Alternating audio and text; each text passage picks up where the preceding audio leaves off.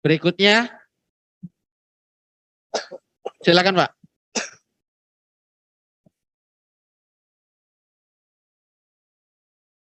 Bentar ya Pak, ya silakan. Ini dulu ya Pak, tidak apa-apa. Baik, bismillahirrahmanirrahim. Assalamualaikum warahmatullahi wabarakatuh. Saya Elzur Adnan dari Dinas Pendidikan Pemuda Olahraga dan Pariwisata Kunpawah. Dalam hal ini menyambut baik hasil rakor pada kegiatan ini. Hanya yang perlu kami sampaikan satu Pak. Kami ada tenaga P3K yang lulus, tapi sekolahnya sudah di grouping. Jadi misalnya SD 20, sedangkan SD itu sudah tutup Pak. Akan apakah kearahkan kemana atau kebijakan mana yang terbaik? Nah, sistemnya kan tidak boleh memutasi kepada sekolah lain. Itu kebijakan Pak. Nah, yang kedua juga ya Bapak katakan nanti bahwa kita Pak, yang tahu. pertama sebentar dulu. Pak. Yang pertama dulu. Dia sudah jadi P3K Pak. Sudah terbit nomor induknya. Sudah terbit nomor induk, sudah jadi P3K, sudah ada penugasan dari pejabat pembina kepegawaian, sudah ada serah terima dari pemerintah pusat ke pemerintah daerah. Sudah Pak. Sudah, oke. Itu sudah hak Bapak berarti ya. Sudah Bapak, sekolah merger, sekolah ambruk, sekolah banjir, sekolah apapun itu ya, kita tidak mungkin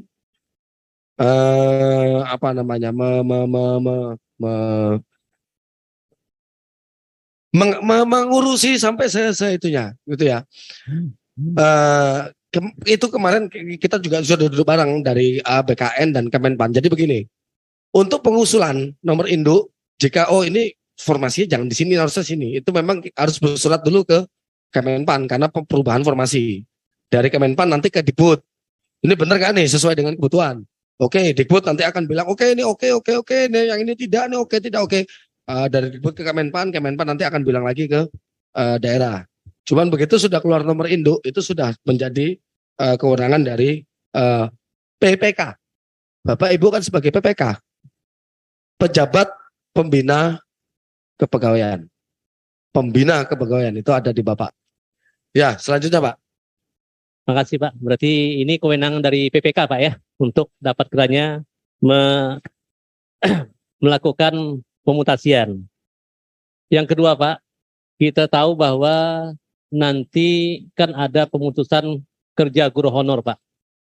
Ya mudah-mudahan yang PP nomor 49 tahun 2018 ini kan paling lambat itu November 2023 sudah tidak bisa lagi untuk menggaji Pak. Nah kita tahu Pak bahwa guru ini kan berdasarkan dana dari BOS Pak. Dari BOS penggajiannya Pak. Bukan dari pemerintah, bukan dari pemerintah daerah Pak. Dari BOS, dari dak fisik Pak. Dari dak fisik. Nah kami juga dalam hal ini, karena kita kan ada edaran dari Kemendikbud bahwa dibayarkan 50% dari dana BOS untuk guru honor Pak. Maksimal Pak. Nah kalau andaikan ini terputus Pak juga untuk guru, nah andaikan nanti 2023 November itu guru-guru honor itu yang dibayar dari dak fisik, dak non fisik ini Pak, juga harus tidak boleh dibayarkan Pak. Nah ini yang menjadi masalah yang resah bagi kepala sekolah Pak. Bagaimana solusinya untuk yang akan datang ini, untuk dapat kira menyelamatkan guru-guru yang jumlahnya sangat banyak Pak di sekolah-sekolah SD terutama, untuk dapat kiranya mengajar dengan menggunakan dana dak non fisik Pak. Dak non fisik. Nah, sekarang kan kita tahu bahwa gaji dari Pemda juga tidak ada Pak untuk guru-guru juga. Hanya mengharapkan dari dana BOS. Nah, kalau BOS itu tidak dibayarkan kan guru itu kan tidak akan mungkin mengajar. Guru honor nih Pak. Untuk 2023 nanti Pak.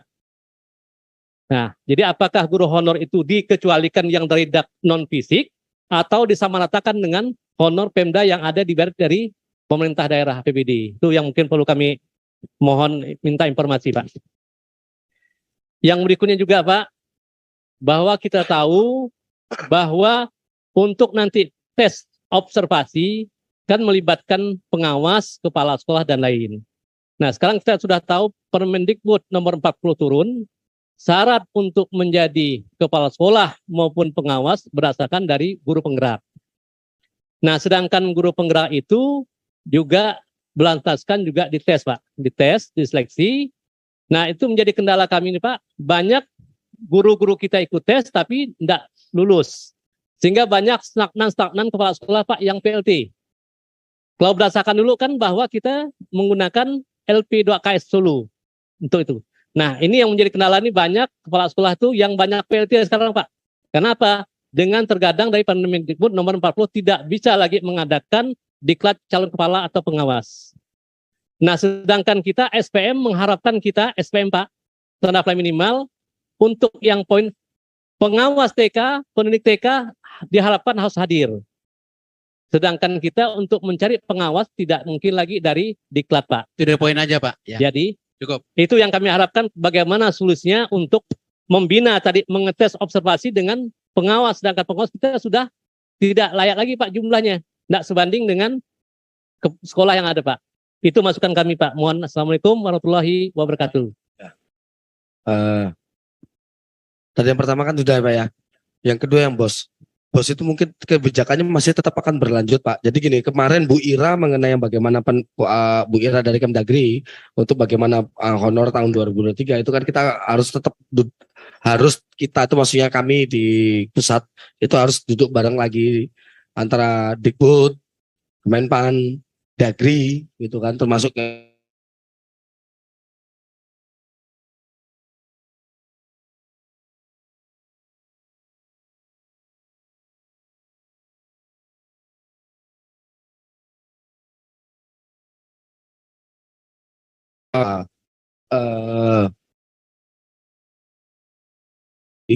kebijakan bos ya tetap akan masih tetap akan seperti itu, masih tetap akan seperti itu.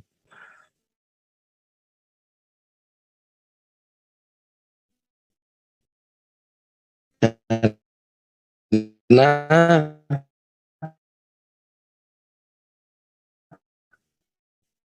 ya, kami berpikir pertemuan ini bagaimana caranya pas dulu di mana. Satu, total formasi yang Bapak Ibu mau sediakan berapa, itu dulu. Nah, nanti mengenai observasi itu nanti akan ada rakor lagi setelah ini. Ini habis Juli, mungkin Agustus kita ketemu lagi bagaimana cara observasi. Tapi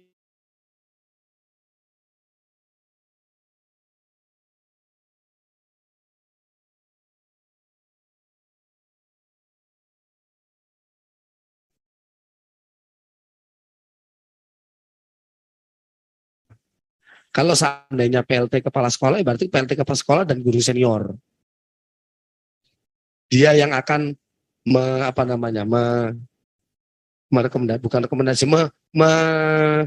menyatakan statement bahwa oh iya nih si A ini memang pedagogiknya seperti ini, ngajar di kelasnya begini, interaksi dengan siswanya begini.